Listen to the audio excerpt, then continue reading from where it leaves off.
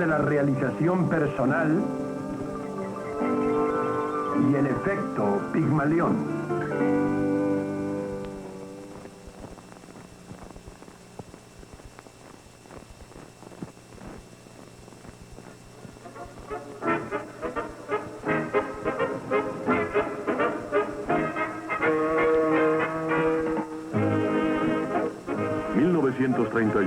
Un año intranquilo, de contrastes.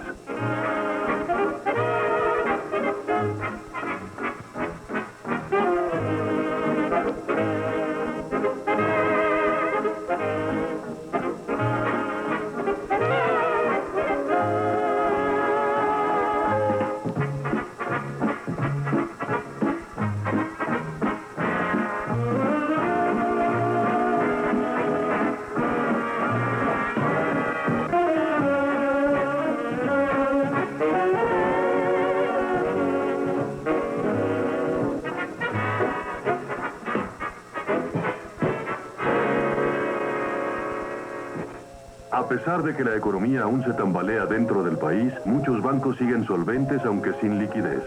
Y este año la misma historia trágica ha de repetirse una y otra vez. Cierta mañana un banco considera que los negocios van excepcionalmente bien y para esa misma tarde, el rumor de que está a punto de la quiebra crece con proporciones de huracán.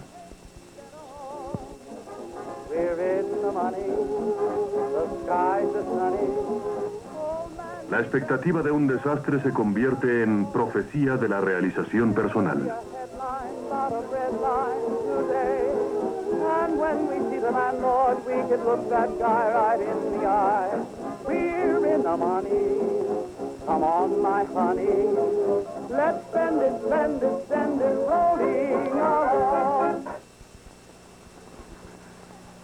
Hace más de un cuarto de siglo, Robert K. Merton, sociólogo y profesor de la Universidad de Columbia, desarrolló el concepto de la profecía de la realización personal, la noción de que la expectativa de un evento puede ocasionar que realmente tenga lugar.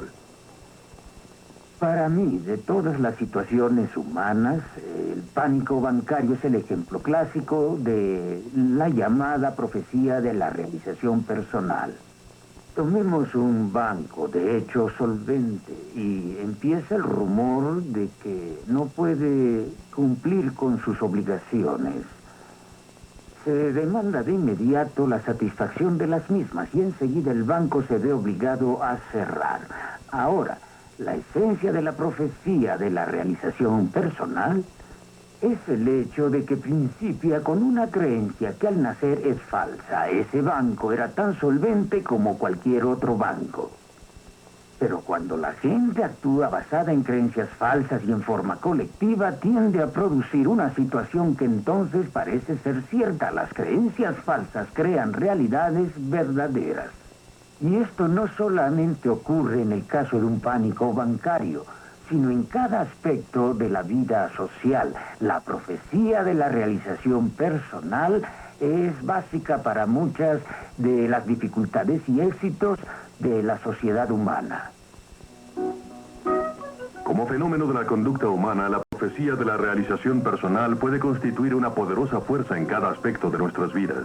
Todos hemos presenciado lo que le pasa al cartero que teme a los perros.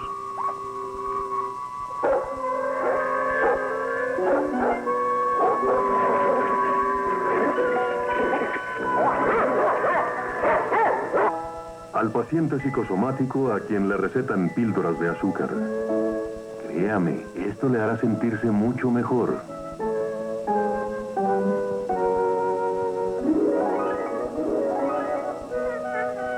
Al niño, de quien se espera lo peor.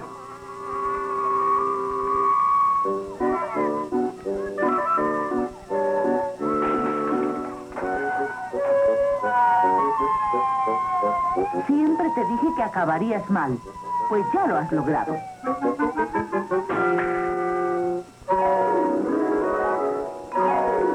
Y lo que podría ser el ejemplo final de la profecía de la realización personal, las naciones que se preparan para la guerra.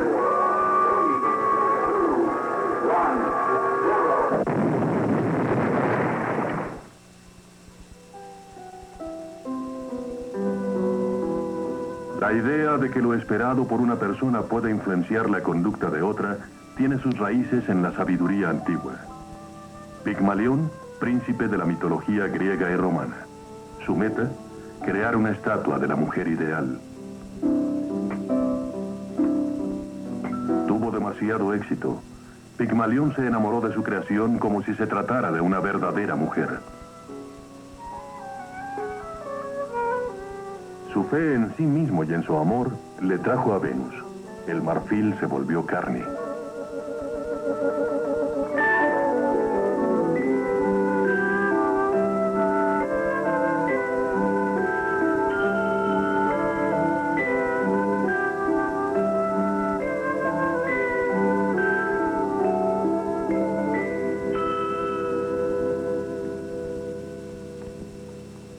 ¿Para qué me molesta? Yo solamente quiero ganarme unos centavos. Mujer, no te asustes. 2000 años después, otro Pigmalión, el profesor Henry Higgins, pensó que podría crear algo mucho más difícil, una duquesa de una chica florista.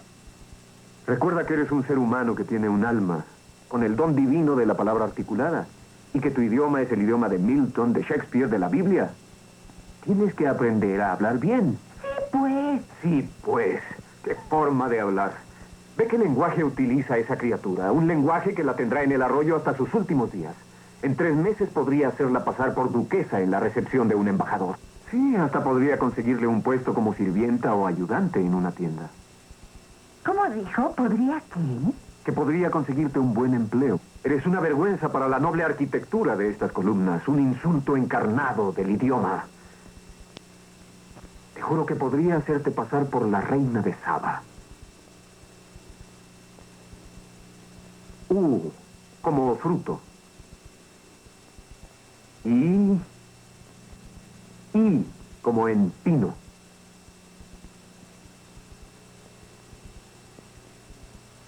Repite conmigo. Huí, huí, Huí, huí, huí, me fui. huí, me fui. Me fui porque intuí. Me fui porque intuí. Huí, me fui. El profesor Higgins persistió en su expectativa, y Lisa Doolittle no volvió a ser la misma.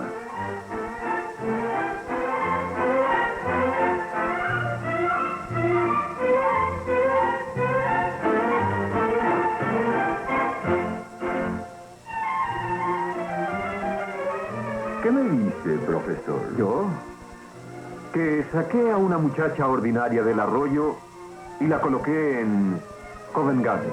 Mi pobre Michael. ¿Está usted loco o está bromeando? Para usted el arroyo de Londres significa el mundo entero. La muchacha es indudablemente una princesa. Princesa. Como usted prefiera. Tiene razón. Como usted prefiera.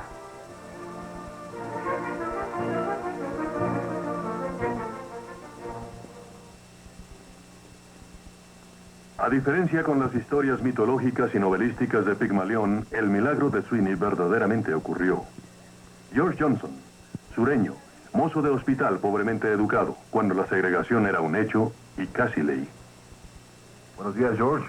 Buenos días, doctor Sweeney. ¿Cómo ha estado? Bastante bien. George, tengo un proyecto. El doctor James Sweeney, profesor de manejo industrial y director del Centro de Computación Biomédica de la Universidad de Tulane. ¿Te gustaría ser programador de computadoras? Doctor, usted sabe que no conozco nada de computadoras. Además, las únicas caras negras que hay ahí abajo son de los que hacen la limpieza. Sí, pero tal vez... Como en el caso de los otros Pigmaliones, la expectativa del doctor Sweeney comenzó con la fe en su propia capacidad. No te preocupes, George. Yo sé que puedo enseñarte todo lo que necesitas saber. Bueno, si usted cree que puedo, lo intentaré.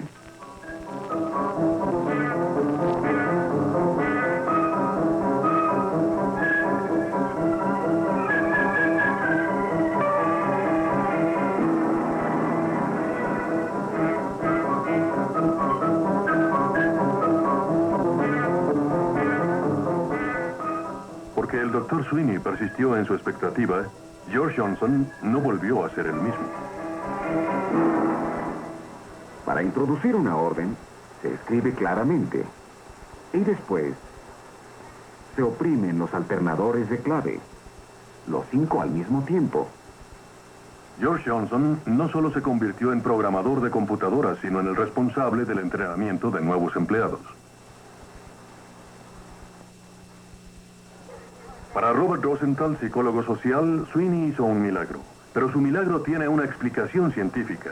El profesor de Harvard, Rosenthal, ha recopilado pruebas experimentales de más de 300 casos para comprobar que el poder que encierra la expectativa misma o el efecto Pigmalión puede influenciar significativamente la conducta de otros seres. Creo que por primera vez me interesó la profecía que se autocumple en relación con un experimento psicológico al preparar mi disertación de doctorado en NUCLA hace como 20 años. El tema de mi disertación era el mecanismo defensivo de la proyección y encontré que tal vez sin intención yo había influenciado a los sujetos investigados para que respondieran como yo deseaba que lo hicieran y esto no fue más que una simple hipótesis que discutí con mis consejeros, pero para ellos no fue una idea completamente nueva, sino algo que en realidad habían notado antes en relación con otras disertaciones para doctorado. Pero la idea no se había investigado sistemáticamente y así fue como comencé a estudiar su efecto para lograr entenderlo en forma más específica. Al estudiar a Pigmalión en las aulas escolares, Rosenthal le comunicó a cada profesora de una escuela primaria típica que una prueba especial había designado a 20% de sus estudiantes como capaces de florecer intelectualmente. Les aseguró que estos alumnos por sí mismos acusarían notables progresos en cuanto a inteligencia durante los siguientes 8 meses.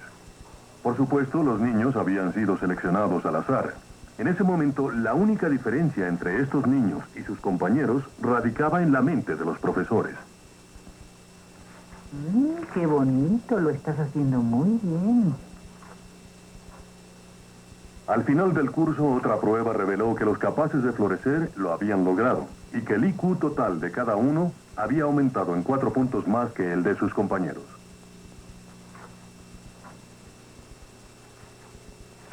El resultado más sorprendente del experimento Pigmalión estaba relacionado con la percepción del maestro respecto al niño. Si éste se encontraba dentro del grupo experimental, entre más aumentaba su IQ, más simpatía despertaba en el maestro o éste los calificaba mejor. Si el niño pertenecía al otro grupo del cual no esperaba ningún avance especial y sobre todo si estaba entre los retrasados, entre más aumentaba su IQ, el maestro lo consideraba menos favorablemente, no solo en cuanto a variables de inteligencia, sino también de tipo social y emocional. De tal manera que parece que existen obstáculos ante un desarrollo intelectual inesperado o imprevisto. Los maestros parecen preferir, y quizá las demás personas también, que los demás se conduzcan de acuerdo con lo que se espera de ellos.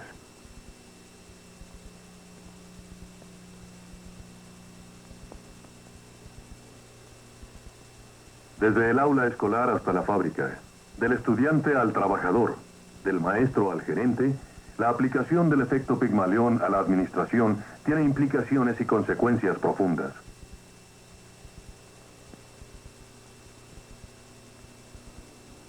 Desde hace tiempo, los psicólogos industriales se han dado cuenta de la necesidad de crear patrones de administración que fomenten la motivación, que aumenten la comunicación y la productividad. Douglas McGregor. Los supuestos subyacentes ejercen su influencia sobre la conducta de la gerencia, no solo en cuanto a políticas, procedimientos y técnicas, sino con respecto a sutiles aspectos de la conducta diaria. El efecto Pigmalión no es un proceso estrictamente unilateral de ejecutivo a empleado. Ciertas características del trabajador también son importantes para determinar las expectativas del ejecutivo. Los trabajadores jóvenes o los de reciente ingreso parecen ser los más susceptibles al efecto Pigmalión. Están ansiosos por alcanzar las metas del ejecutivo. Tienen menos preconcepciones acerca de sí mismos y de su trabajo. No solamente la edad, sino el sexo, la raza, la experiencia o el estrato social del empleado pueden desarrollar una profecía de la realización personal para bien o para mal. Por ejemplo, antes se pensaba generalmente que la mayoría de las mujeres y de los negros solo eran útiles para trabajos serviles de apoyo. Y muchos de estos empleados se adaptaron demasiado bien, acabando por ser incapaces de ejecutar labores de mayor responsabilidad.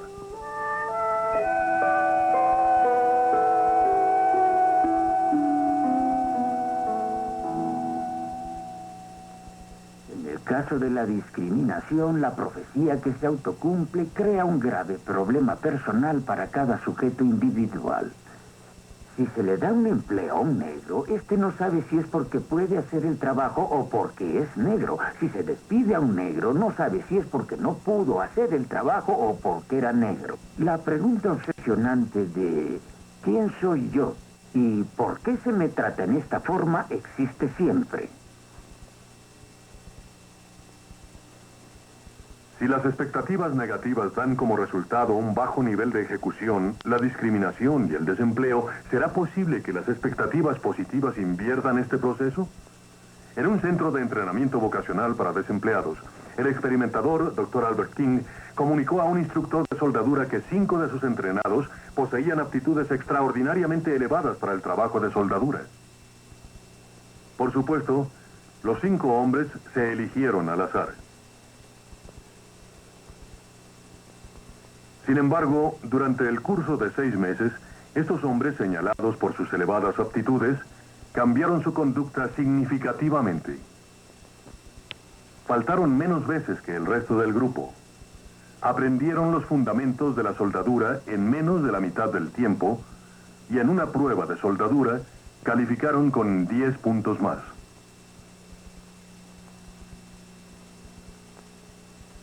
Además, el experimentador le pidió a los estudiantes que se clasificaran a sí mismos. Sin excepción, los entrenados señalaron como trabajadores y compañeros predilectos al grupo seleccionado.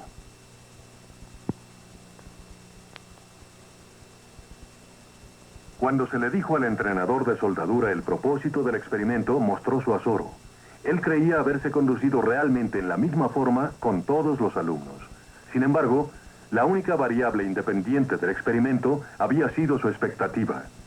Con o sin su conocimiento, su creencia, de alguna manera había influenciado la ejecución de sus entrenados a través de la profecía de la realización personal. Realmente nadie conoce el porqué de la profecía que se autocumple, pero es posible que haya tenido alguna significación evolucionaria si recordamos al hombre cavernario, cuya vida misma dependía de su capacidad para predecir cuando se enfrentaba a un tigre. Así que en última instancia, tal vez las predicciones atinadas se hicieron valiosas en y por sí mismas. La gente es curiosa en el sentido de que no les agrada equivocarse, les desagrada desconocer los resultados, el no poderlos predecir les produce inseguridad y probablemente esto haya llevado al desarrollo de la magia, de la religión, de la ciencia y también a la profecía de la realización personal. Quizá resulte más difícil definir cómo las expectaciones de una persona pueden influir en la ejecución de otras personas. Algo debe ocurrir entre trabajador y jefe.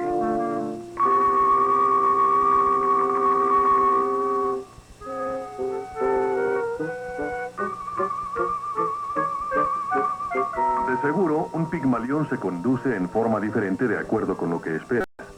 Pero, ¿qué hace? Y en vista de que el pigmalión puede hacer lo que hace inadvertidamente, el proceso casi parece mágico.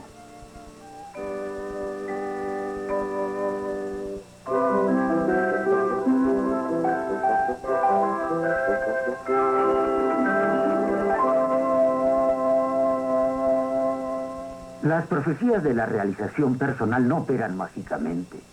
Llevan involucrados procesos psicológicos y sociales definidos. No tienen que ver absolutamente nada con el poder del pensamiento positivo, o sea, que solo tenemos que creer en las cosas para que se realicen. Es mucho más complejo que eso. ¿Así? ¿Qué tal, María? ¿Cómo estás, señor? El efecto Pigmalión no es mágico. Robert Rosenthal y sus colegas, después de estudiar más de 30 experimentos, han desarrollado una teoría con 4 factores acerca de la forma en que se transmiten las propias expectativas por medio de conductas muy específicas. Factor número 1, clima, que se compone de todos los mensajes no verbales de parte del jefe, tales como tono de voz, contacto visual, expresión facial y postura corporal. Y aquí traigo el informe. Estupendo, María. Es un informe muy importante y será vigilado cuidadosamente. Espero poder hacerlo. María, conozco su trabajo y sé que hará lo mejor. Pase. Ah, ¿qué tal? ¿Gozó sus vacaciones? Sí, mucho, señor. Qué bueno, pues aquí tenemos... Como en el caso de los 4 factores, el clima puede comunicar expectativas negativas tanto como positivas. Las rayas verdes y azules están incompletas y le agradecería que investigara para poder obtener un mayor número de datos. Es un trabajo que se vigilará estrechamente. Espero poder hacerlo, señor. Conozco su trabajo, señorita, y sé que hará lo mejor posible. Señorita Spencer, ¿qué palabra es esta? El segundo factor es la retroalimentación. De acuerdo con lo que el jefe espera del empleado, responderá en mayor o menor grado. Y creo que la sección 7 está muy imprecisa. Si quisiera usted revisarla y tal vez volver a escribirla con esa idea, pues... Sí, señor. Señorita, ¿quiere comunicarme con el señor David de la División de los Productos Ambientales? María, aquí tiene su informe, me pareció muy interesante. Sobre todo la 4ª sección que trata de un problema que aqueja a la compañía desde hace muchos años. Sin embargo, quisiera que revisara la última sección de ser posible.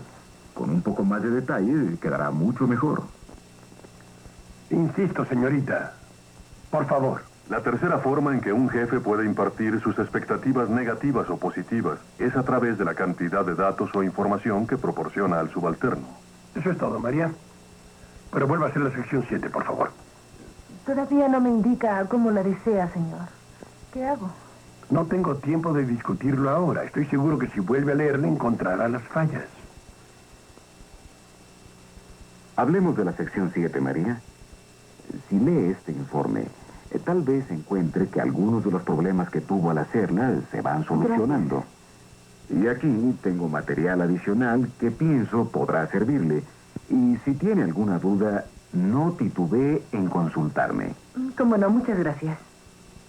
De manera que pienso que tomaremos como un 30%. El rendimiento o la falta de rendimiento que logra un jefe de su subalterno es el 4º factor que nos indica cómo las expectativas pueden influenciar la conducta. Por el momento es todo, María. Sí, señor. Pero tengo mucho interés en hacer el informe, Evans. En cuanto termine ese trabajo, desearía que me tomara en consideración. Lo discutiremos más adelante. No sé si sea capaz de hacerlo. María, cuando termine este informe, quisiera que colaborara conmigo en el de Evans. Es un poco más largo y le llevará más tiempo, pero será un reto para usted y creo que está capacitada para hacerlo. Gracias, señor. Deseo intentarlo. Washington, D.C., el Instituto Sterling. El Dr. J. Sterling Livingston, presidente y antiguo profesor del Harvard Business School, cree que todo ejecutivo debe aprender a ser un pigmalión positivo. La manipulación es una palabra ofensiva, pero la labor de un ejecutivo consiste en influenciar a sus subordinados, y lo hace en forma positiva o negativa. Y nuestro objetivo es asegurar que su influencia sea positiva para crear beneficios y no negativa que engendraría desventajas. Naturalmente, el concepto de la profecía de la realización personal es una teoría. Y nuestro objetivo es asegurar que su influencia sea positiva para crear beneficios y no negativa que engendraría desventajas. Naturalmente, el concepto de la profecía de la realización personal es una teoría. Un concepto teórico que no utilizaríamos en los seminarios de no haberse investigado a fondo en la industria para observar sus buenos resultados. Todos los casos utilizados como ejemplo en nuestros seminarios, en esencia, John ha descrito la diferencia entre los buenos ejecutores y los malos ejecutores dentro de su organización en cuanto a motivación. Quisiera ahondar en esto, John, si me lo permite, preguntándole, ¿qué ocurre con la gente que ejecuta su trabajo pobremente? Pues en realidad no conservan sus puestos mucho tiempo. Se retiran voluntariamente o se les despide. Entonces, hay necesidad de despedirlos. Ahora, creo que voy a mortificarlo, John. Como guste. ¿Qué nos indica esto acerca de sus expectativas en relación con el desempeño de esas personas? No estoy seguro. ¿No le parece que eso nos indica que a estas personas usted las ha catalogado dentro de un grupo inferior? Sí, de acuerdo. Sí, las he catalogado de ese modo. De manera que ha hecho una profecía de la realización personal. Sí. Le agradezco a John que nos haya dicho esto porque me parece muy característico de lo que ocurre con todo ejecutivo. En cierto grado todos tendemos a lo mismo. Hacemos una profecía que ha de autocumplirse. Tales personas están dispuestas, quieren progresar, sabemos que lo lograrán y lo logran. Estas otras personas tal vez no tengan el deseo, tal vez no lo logren, se retirarán o tendré que despedirlas. Y una vez que tenemos esa actitud mental, desde el punto de vista del Ejecutivo, obviamente se autocumple. En este país seguimos una práctica llamada manejo por excepción, en la cual el gerente enfoca su atención hacia las cosas que no andan bien. De manera que cada vez que saluda a un subalterno, tiende a ser negativo porque éste no está cumpliendo con lo que espera de él.